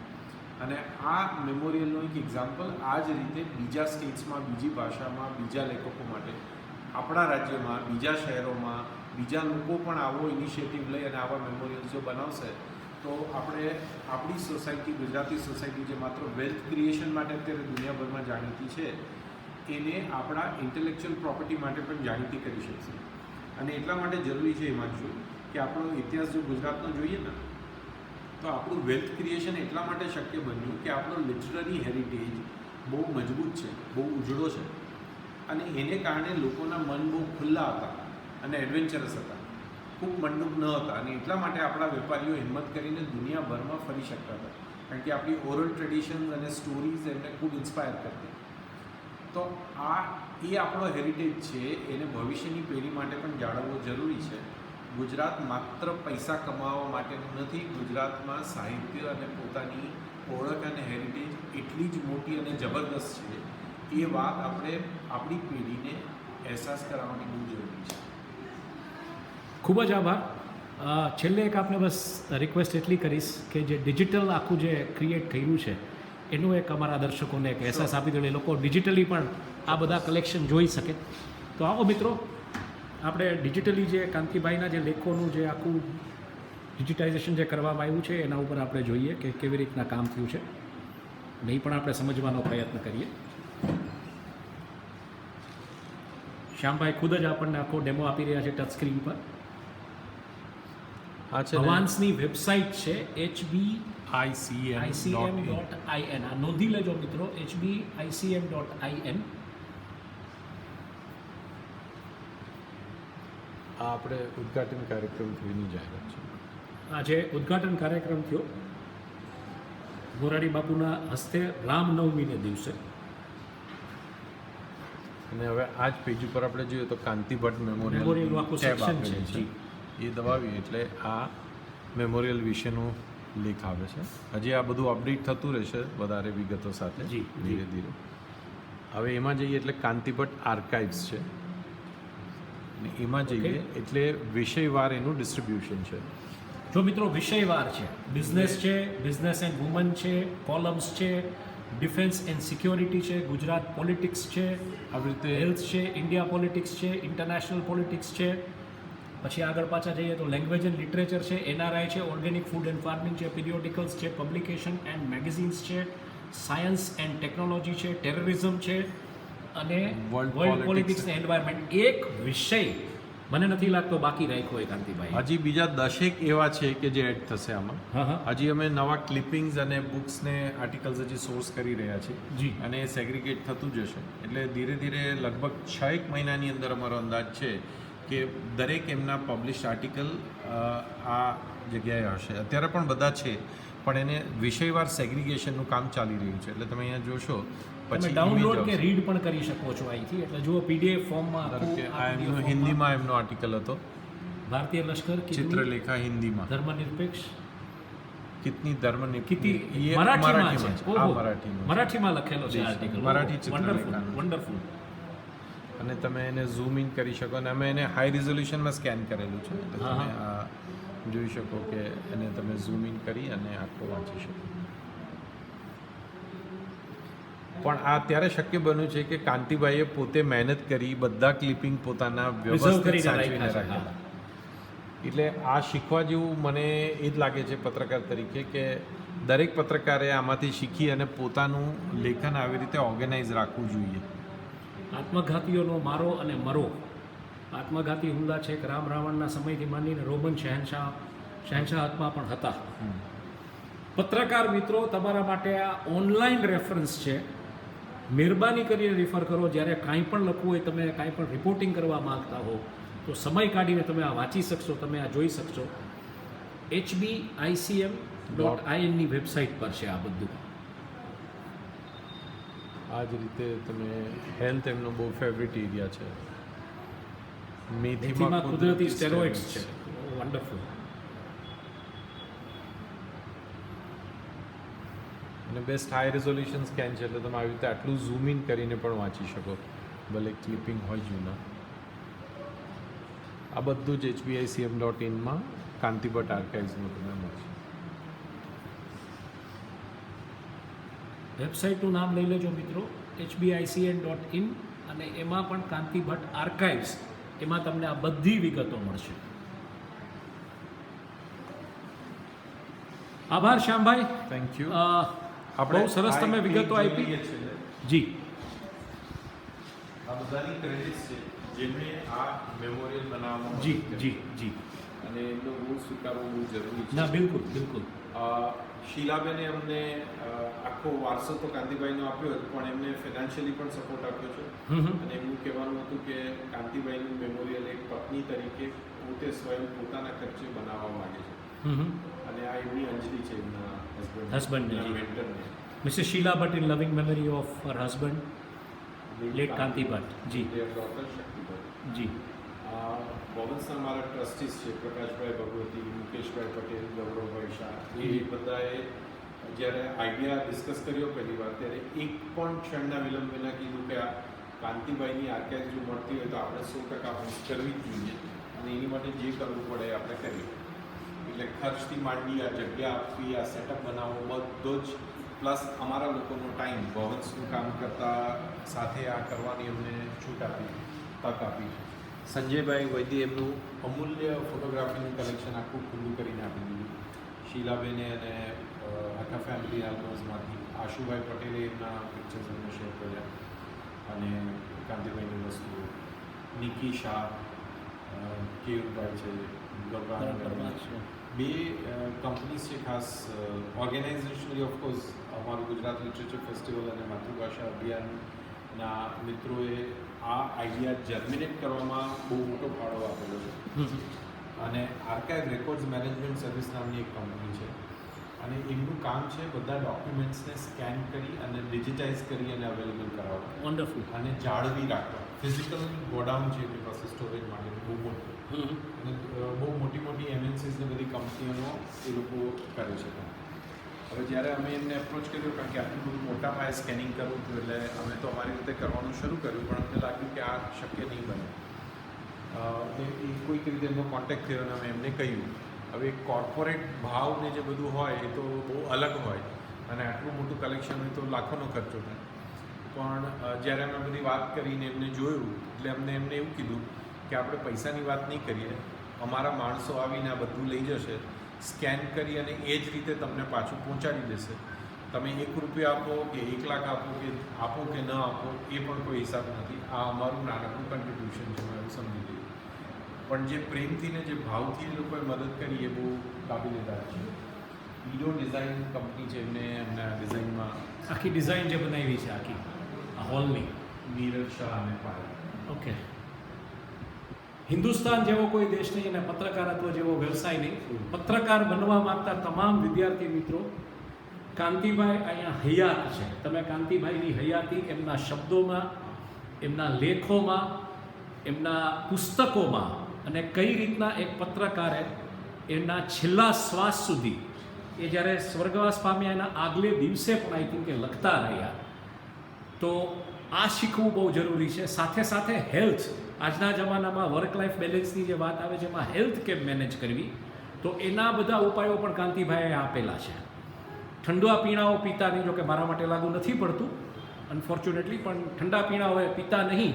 એટલે આઈ થિંક આ બધું સમજવા જેવું છે કે દેશી ખોરાક કેવી રીતના જાળવવો, તમારી હેલ્થ કેવી રીતના જાળવીને તમે જે કાર્ય કરો છો એ જે અહીંયા લખવામાં આવ્યું છે પત્રકાર વિશે કાંતિ ભટ્ટભાઈએ જે કીધું છે, કાંતિભાઈએ આ બધી વાતો તમે આ ફીલ કરી શકશો. હજી ફરીથી કહું છું, આ જગ્યા ઉપર કોઈ ચાર્જ લેવામાં નથી આવતો, નિઃશુલ્ક છે. Internet archives free of cost છે. કોઈ પણ પત્રકાર કોઈ પણ વિષય ઉપર લખવા માંગતા હોય, ધર્મ ઉપર કે રાજનીતિ ઉપર કે ઇન્ટરનેશનલ પોલિટિક્સ ઉપર, તો આ બધા લેખ ટૂંક સમયની અંદર ડિજિટલી અવેલેબલ રહેશે. તમે કાંતિભાઈ ભટ્ટના હવે લેખો પબ્લિક ડોમેનમાં ડિજિટલી હોવાને કારણે એ રેફરન્સ ટાંકીને તમે લખી શકશો. જે રિસર્ચ કાંતિભાઈ આટલા વર્ષ કર્યું છે એ રિસર્ચ રેફરન્સ ટાંકી અને તમારો કોઈ પણ લેખ આ દિશામાં તમે લખતા હો, કોઈ ન્યૂઝ રિપોર્ટ કરતા હો, તો જે તે સંદર્ભમાં જે ઘટનાઓ બની હતી એના ઉપર પણ લખી શકશો. Artificial intelligence, machine learning, chat GPT, આની બધી વાતો તો હશે, પણ કાંતિભાઈ આ બધાથી ઉપર છે. જીવતો જાગતો, શબ્દો સાથે રમતો માણસ. અને ગુજરાતી પત્રકારત્વમાં જો એક ક્રાંતિ કોઈએ સર્જી હોય તો એ કાંતિભાઈ ભટ્ટે સર્જી છે. અને અભિયાન, અને જેમ મેં કીધું જે વાત થઈ મારે સમકાલીન, આના માટે લોકો એક જમાનામાં રાહ જોતા કે ક્યારે આવે. એટલે આજે પાછું તમારે પત્રકારત્વ ફરીથી હયાત રાખવું હોય, એને ધબકતું રાખવું હોય, તો ફરીથી આ જ વાક્ય, કાંતિભાઈનો એ ફોટો, હિન્દુસ્તાન જેવો કોઈ દેશ નહીં અને પત્રકારત્વ જેવો કોઈ વ્યવસાય નહીં. બસ આ સાથે હું વિરમું છું. ટૂંક સમયની અંદર આ ડેડલાઇન ગુજરાતના તમામ ફોર્મેટમાં, એટલે હિન્દી, ઇંગ્લિશ, ગુજરાતીના તમામ ફોર્મેટમાં આર્ટિકલ અને વિડીયો સ્વરૂપે હશે. 1.5 કલાકનો આ વિડીયો છે, આ ખાસ જોજો. અને તમને અમે અહેસાસ કરાવવા માટે આને અનએડિટેડ રાખીએ છીએ. કદાચ પંખાનો અવાજ આવતો હોય, એસીનો અવાજ આવતો હોય, ઓડિયો ક્લિપ્સ કે માઇક્સ અમે નથી ભરાવ્યા, કારણ કે અમે એક લાઈવ એમ્બિયન્સ આપવા માગીએ છીએ, તમને ફીલ કરાવવા માગીએ છીએ કે આ મેમોરિયલ કેવું છે અને અહીંયા તમારે ચોક્કસ આવવું જોઈએ. સાથે સાથે એક નજર આપણે કરીએ શીલાબેને જે વાત કરી છે કાંતિભાઈ માટે, એના પર પણ એક નજર કરીએ. એમણે કીધું છે કે for the last 40 years he has been collecting books. His mantra, beg, borrow and steal but read. જે એક પત્રકારને જેને કહી શકો એક જનૂન હોવું જોઈએ, વાંચવાનું એક પેશન હોવો જોઈએ. When one lives with books, one is privileged. Awesome personalities do not remain inaccessible. Books address our inner self. To Kanti they play God. An apt paragraph from book heals his wounds faster than any paper, any prayer. Fritjof Capra, Colin Wilson, the Bhagavad Gita are his all-time favorites. As a freelance writer, નોકરીઓ જ્યારે જઈ રહી છે પત્રકારોની, ત્યારે આ વાક્ય બહુ મહત્વનું છે. As a freelance writer I am eternally insecure, he says. The system, society, publishers and editors suck my blood. Books are my emotional support system. They help me in my efforts to survive since my weight is 45 kilos. 3.5 મણથી પણ ઓછી કાયા અને આ પ્રકારનું passion. જે બધી વાતો એમણે કરી છે, એમના જે મહત્ત્વના કાર્યો, 30 દેશો ફર્યા છે, 55 પુસ્તકો લખ્યા છે. પ્રથમ પુસ્તક લખ્યું રસ પીઓ કાયાકલ્પ કરો. અભિયાન મેગેઝિનની સ્થાપના કરી. 20,000 અંદાજિત લેખ અને નિબંધો લખ્યા છે, મરાઠી ભાષામાં પણ લખ્યું છે. કોલમ, કટાર લેખન, આસપાસ, ચેતનાની ક્ષણે, માનવ, બિઝનેસ ગઠરિયા, સર્ચલાઇટ, નેટસેટ ગો, મોજે ગઠરિયા, ખૂણે ખાચરેથી, અખબાર, સામાયિકો, લેખન, અભિષેક, યુગ દર્શન, સમકાલીન, સમાંતર, ચેતમંદર, વ્યાપાર, જન્મભૂમિ, પ્રવાસી, પ્રબુદ્ધ જીવન, ગુજરાત સમાચાર, times of India, Gujarati, Divya Bhaskar, mid day, Chitralekha, અભિયાન, અગણિત જ્ઞાતિપત્રોમાં પણ લેખો લખ્યા છે. શિસ્તબદ્ધતા અને સ્પષ્ટ વિચારસરણીને કારણે તેમના અહેવાલો વાંચવા એક લાવો બન્યા હતા. 1986 થી 2019 સુધી 53 વર્ષ સુધી દરરોજ સવારે 5:30 થી 9:30 વચ્ચે તેઓ એક લેખ લખતા હતા. 4 કલાકની અંદર એક લેખ લખતા, સવારે 5:30 વાગ્યાથી સવારે 9:30 વાગ્યાની વચ્ચે. અવિરતપણે તેમણે પોતે લખેલા લેખોની એક કતરણ સાચવીને રાખી છે. 80ના દાયકાની શરૂઆતમાં અમેરિકાના તેમના પ્રવાસ પરની ટ્રાવેલ સિરીઝ અમેરિકાનું એકદમ અલગ ચિત્ર રજૂ થાય છે. ભોગવાદી જીવન, દવાઓ વધુ પડતો ઉપયોગ અને પરિવારોમાં માનસિક સમસ્યાના અહેવાલો અમેરિકા પ્રત્યે ઘેલછા ધરાવતા ગુજરાતી વાચકો સમક્ષ પ્રથમ વખત રજૂ કર્યા હતા.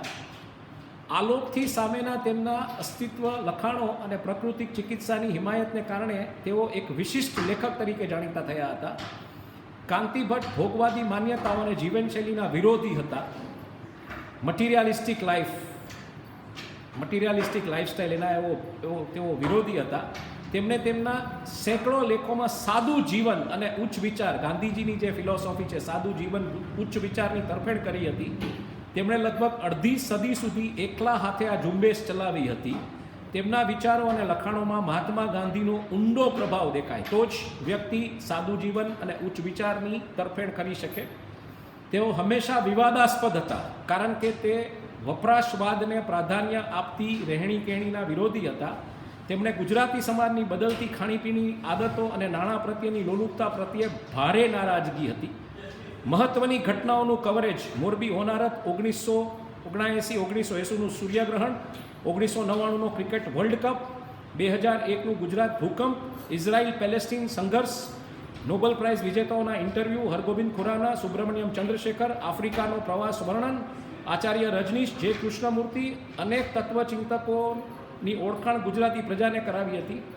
જાણીતા પુસ્તકો, ચેતનાની ક્ષણે, પરમ સુખ પ્રેરણા, તમારી જાતને વફાદાર અને રોજ દિવાળી, દુઃખનો ઇલાજ, રામબાણ, આ જિંદગી વાહ જિંદગી, બૂંદ બૂંદ પ્રેરણા, જીવનનું અમૃત પ્રેમ, જીવન એક સંઘર્ષ, સ્વીકારવાની ચાવી, આરોગ્ય માટે કુદરતને વૈદ બનાવો, તમે જ તમારા ડૉક્ટર બનો, પીડામાંથી પ્રેરણા અને 21મી સદીનું વિશ્વ, જગતની આસપાસ, શ્રેષ્ઠ પુસ્તક, એકાંતની અટારીએથી. એકાંતમાં રહી અને આ પ્રકારનું જે એક જીવન જીવી ગયા કાંતિભાઈ, એનો તમને આયા શ્વાસોશ્વાસ, એનો ધબકાર તમને આ કાંતિભાઈ મેમોરિયલ હોલમાં તમે અનુભવી શકશો. સાથે આ સત્યજીત રે સ્ટાઇલનું જે એક પિક્ચર છે એની સાથે આ બસ અમે આ રેકોર્ડિંગ હવે વિરમીએ છીએ. ખૂબ જ આભાર.